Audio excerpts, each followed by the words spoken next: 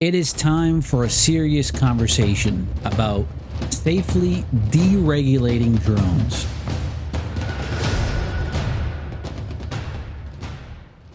Look around. Drones are no longer a novelty.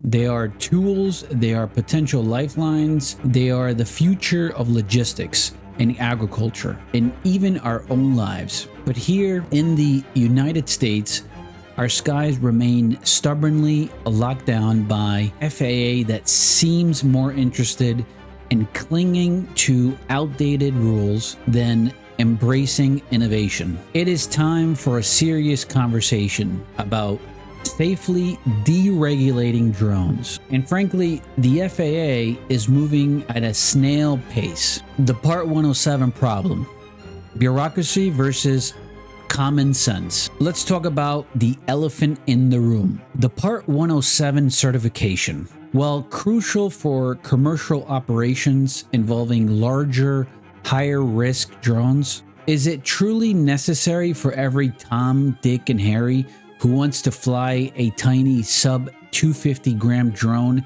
in their backyard? These toy class drones pose minimal risk, yet under current regulations, even these lightweight wonders require registration, and flying them for any form of compensation, even something as simple as taking aerial photos of your own house for a real estate listing, demands a full Part 107 license. Think about the frustration.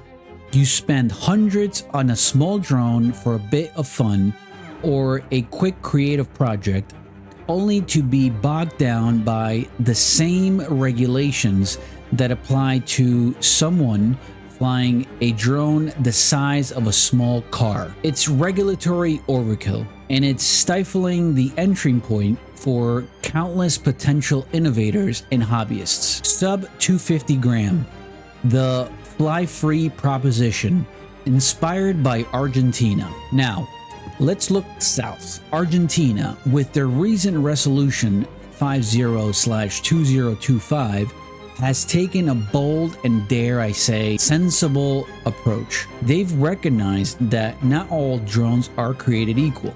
For lightweight drones, particularly those under a certain weight threshold, sound familiar? They've significantly eased regulations. This is not about reckless abandon. It's about acknowledging the inherent lower risk associated with these smaller aircrafts. Why can't the US adopt a similar risk-based approach? Should a drone that weighs less than a smartphone and has limited battery life be treated the same as a drone capable of carrying several pounds of payload across miles? It is illogical, and it's preventing the widespread adoption of these incredibly versatile tools. Delivery and agriculture. Targeted regulation is key. Of course, common sense dictates that larger, more capable drones, those used for commercial delivery or agricultural applications, require a different level of oversight. No one is suggesting a complete free-for-all. Just like Argentina's framework, the FAA should focus its regulatory efforts where the risk is genuinely higher. This means developing clear, streamlined regulations specifically for those heavier duty drones, focusing on things like operational safety, airspace integration, and pilot competency relevant to those specific tasks. But the current blanket approach, the slow waiver process for BVLOS, beyond visual line of sight, is simply unacceptable. We are watching other countries leap ahead in drone logistics, cultural efficiency, while our innovators are stuck in regulatory limbo, filling out endless forms and waiting months for approvals. The speed of bureaucracy in a world of exponential tech. The drone industry is evolving at lightning speed.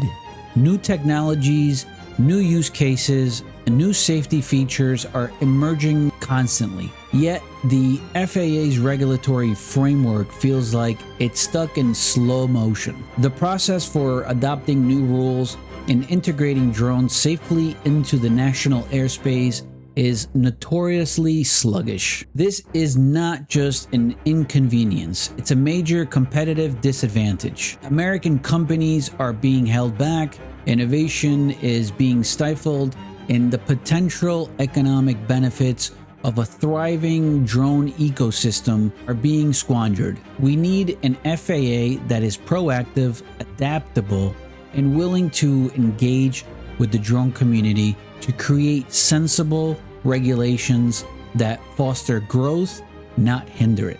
The controversial proposal: a tiered system for US skies. Tier 1, sub 250 grams, minimal regulation, no registration required for non-commercial use, basic safety guidelines. Tier 2, small commercial, recreational, simple registration, basic competency test, perhaps online, registrations on flight over people and at night without authorization. Tier 3, delivery agriculture, more comprehensive regulations, specific certifications and operational requirements, streamlined BVLOS approval process. Here's the controversial bit. It's time for a tiered system in the US. Let's free the tiny low-risk drones from the shackles of excessive regulation. Let's create a clear and accessible pathway for smaller commercial operations. And let's focus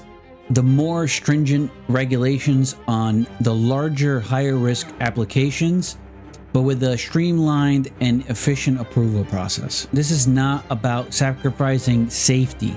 It's about smart regulation. It's about recognizing the different risk profiles of different drones and tailoring the rules accordingly. It's about fostering innovation while maintaining a safe airspace. The potential benefits of a thriving drone industry are immense, from faster deliveries and more efficient agricultural to improved infrastructure inspection and enhanced public safety.